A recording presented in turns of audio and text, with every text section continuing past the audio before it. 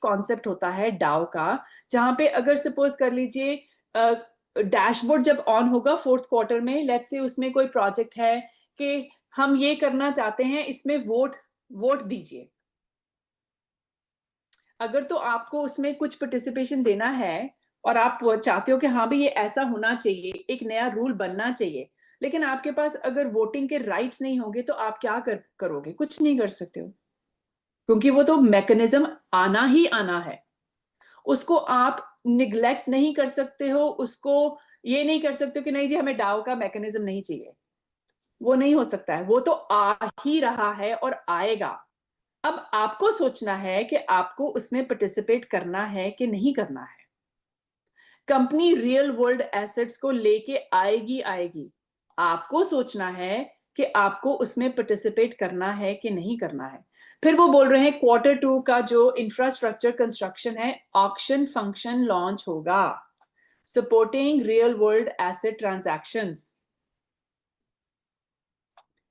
2 जून के बाद I am confident कि ऑक्शन का फंक्शन जून में जरूर शुरू होगा, और उसके लिए आपको टफ टोकन की गैस फीस लगेगी। चाहे आपने अपनी एनएफटी को मार्केट में डंप करना है, या उसको अच्छे दाम में बेचना है, या उसको निकालना है। एनएफटी को अगर आपको अपने वॉलेट में भी निकाल के कहीं और बेचना है, गैस फीस लगेगी, ध्यान रखिएगा। फिर क्वार्टर 3 में क्या ओपन होगा? ट्रेजर चेन मेन नेट पे जाएगी, एनएफटी की ट्रांजैक्शंस और जी के रोल अप टेक्नोलॉजी भी आएगी। फिर क्रॉस चेन ब्रिजेस होंगे, वो तभी हो सकते हैं अगर वो मेन नेट पे जाएगी और एक्चुअल एक्सचेंजेस पे जाएगी। सिर्फ एक नहीं, मल्टीपल एक्सचेंजेस पे जाएगी, तभी उसका फायदा होगा और लोगों को समझ लगेगी कि हम क्या कर रहे हैं ट्रेजर चेन के साथ।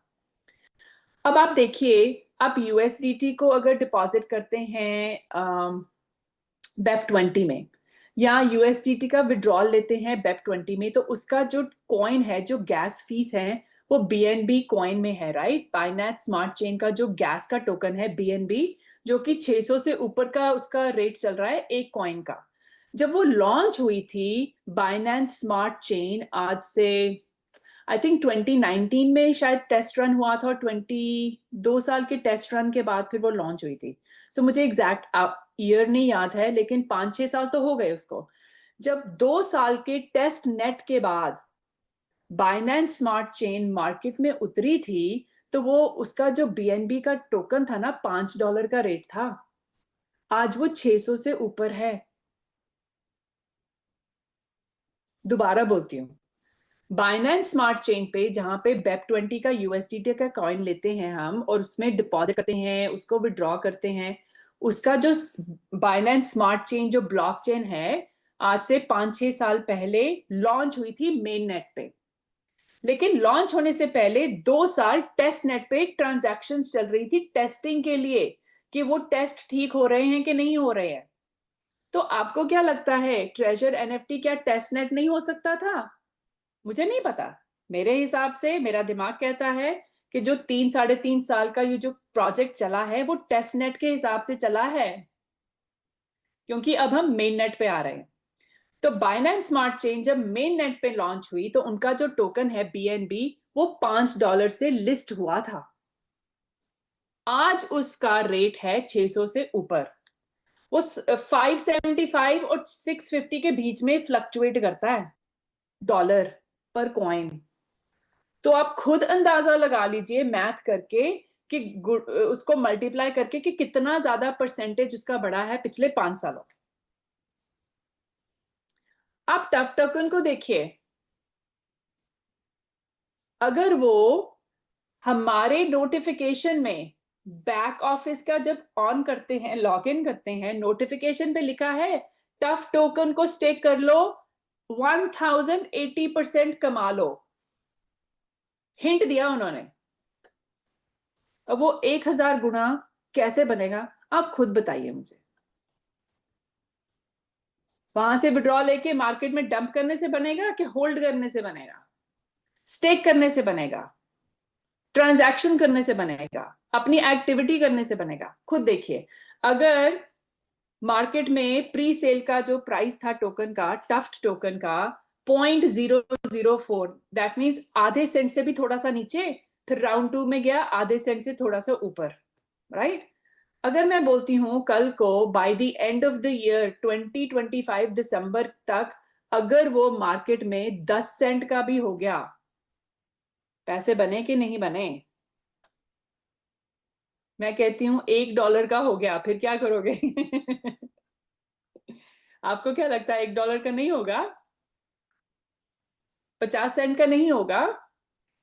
जरूर होगा। अगर बीएनबी कॉइन हो सकता है तो हमारा क्यों नहीं हो सकता है? हाँ, टाइम लगेगा। अब तो पेशेंस है, परसिस्टेंट एक्शन है, तो प्रॉस्पेरिटी है। तो ये तो आपके ऊपर डिपेंड करना है कि आपने जाके यहां से निकाल के उसको डंप करना है कि होल्ड करके रखना है, या उसी पैसे से आगे और पैसा बना। फिर उन्होंने क्या बोला है Q4 का, इंप्रूव डाओ मैकेनिज्म और कम्युनिटी का गवर्नेंस को प्रमोट करेंगे। फिर उन्होंने ब्लूप्रिंट दिया है 2026 का, डिसेंट्रलाइज डीप इंटीग्रेशन। फिर उन्होंने ये भी बोल दिया है NFT pledge lending market. Earn tab में क्या चल रहा है? आपने कभी उसके रूल्स रेगुलेशंस और उसका फाइन प्रिंट पढ़ा है? ये जो प्लेज की liquidity, so that users can mortgage NFT to obtain liquidity. मैंने अभी क्या बोला? मेरे पास 2000 की एनएफटी पड़ी है, ले लो, मॉर्गेज कर लो, मुझे उसके ऊपर इंटरेस्ट देते रहो। सो यहाँ पे क्या लिखा है? NFT is no longer just collectibles assets with financial attributes. एक ऐसा समाधान, एक ऐसी चीज लेके आना चाहते हैं जिससे एनएफटी की ऑप्शंस भी होंगी, मॉर्गेज लेंडिंग हो सकती है, रियल एस्टेट हो सकते हैं, रियल वर्ल्ड एसेट्स हो सकते हैं, promote artificial intelligence, NFT transaction analysis, market transparency. मैंने थोड़े दिन बोला था कि जो सबसे अच्छी चीज मुझे ट्रेजर एनएफटी में लगी थी, जिसके कारण मैंने ज्वाइन किया था, वो थी ट्रांसपेरेंसी।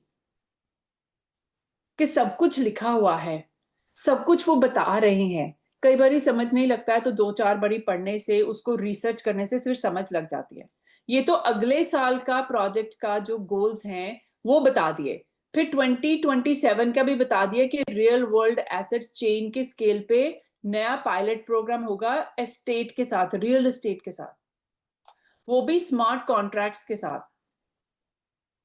फिर लग्जरी ब्रांड्स भी लेके आएंगे। ये नहीं कि एनएफटी का जो हम काम कर रहे हैं उसको बंद कर देंगे, इसको एक्सपेंशन बोलते हैं, स्केलेबिलिटी बोलते हैं। और फिर 2028 और 2029 में ग्लोबल इकोसिस्टम का एक्सपेंशन होगा। तो यहाँ पे क्या लिखा है? गवर्नमेंट और फाइनेंशियल इंस्टीट्यूशंस को एक्सप्लोर करेंगे सेंट्रल बैंक डिजिटल करेंसी के साथ। आपको पता है कि सेंट्रल बैंक्स अपनी डिजिटल करेंसी बनाना चाहता है? बिल पास हो रहे हैं आजकल हर एक जगह पे। और जो सेंट्रल बैंक्स हैं वर्ल्ड वाइड, स्विफ्ट के कॉन्सेप्ट पे अपने मनी को ट्रांसफर करते हैं। SWIFT के कोड्स होते हैं, इंटरनेशनल वायर ट्रांसफर जो होती है ना, उसके साथ कर रहे हैं। और by the end of this year वो जो टेक्नोलॉजी ऑब्सोलीट हो जाएगी, सब लोग ब्लॉकचेन पे आएंगे। आपको पता है इस चीज का? मैं ये नहीं कह रही हूँ कि बैंक बंद हो जाएंगे, मैं ये कह रही हूँ कि बैंक का काम करने का जो तरीका है, बैक एंड पे जो काम चल रहा है, वो भी उसको स्टैंडर्ड्स को इंक्रीज कर रहे हैं, चेंज कर रहे हैं। अगर नहीं करेंगे तो ऑब्सोलीट हो जाएंगे। ये तो रूल है। आप कहीं भी स्विफ्ट कोड बैंक का रिसर्च करके देखेंगे ना कि क्या चल रहा है, आईएसओ के स्टैंडर्ड्स के अकॉर्डिंगली हर एक बैंक की टेक्नोलॉजी चेंज हो जाएगी by the end of this year. तो अब वो सेंट्रल बैंक क्या बोल रहा है कि हम अपनी डिजिटल करेंसी लेके आना चाहते हैं। ये देख लीजिए, आने वाले कुछ सालों के प्रोजेक्ट्स के जो विजन्स हैं वो आप अब देखिए आपके साथ अलाइन होंगे कि नहीं होंगे। ट्रेजर चेन का क्या बोला है कि सिर्फ पब्लिक चेन नहीं है, एक कॉर्नर स्टोन बन जाएगा, एक फाउंडेशन बन जाएगी एनएफटी इंडस्ट्री की, जो कि $multi-billion इंडस्ट्री है और रियल वर्ल्ड एसेट्स है।